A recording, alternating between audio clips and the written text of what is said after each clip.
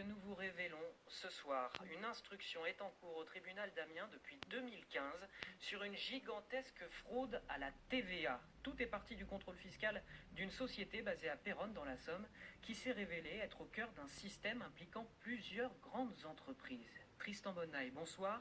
Bonsoir. On parle d'un système de type carrousel, ça veut dire quoi?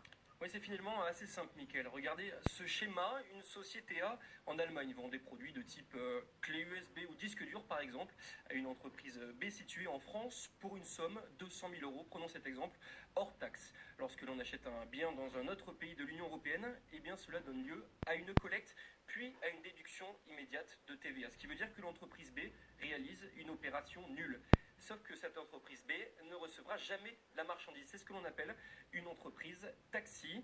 Vous commencez à comprendre la technique. Elle va simplement refacturer dans la foulée au même prix, mais en comprenant la TVA, à une troisième entreprise, l'entreprise C.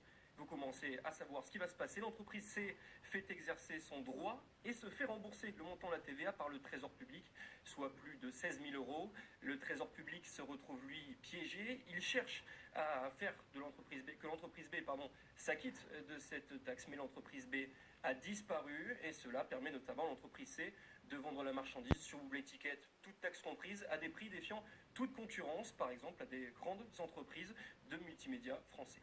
Qui est impliqué? Eh bien, il y a plusieurs personnes impliquées pour des faits, notamment de blanchiment et d'escroquerie, notamment le gérant, vous en avez parlé, de cette petite entreprise créée spécialement à Péronne, qui ligne, lui, toujours toute implication. D'après son avocat, un apporteur d'affaires belge est aussi impliqué, tout comme le président et le directeur d'une autre entreprise, qui est une entreprise taxi. Dans cette affaire, je vous propose d'écouter l'un de ses avocats. Mon client s'est exprimé devant les services de police.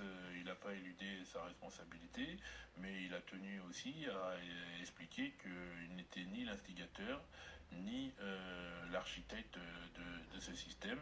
Il était un intervenant et qu'il y a d'autres intervenants qui ont un niveau de responsabilité plus important.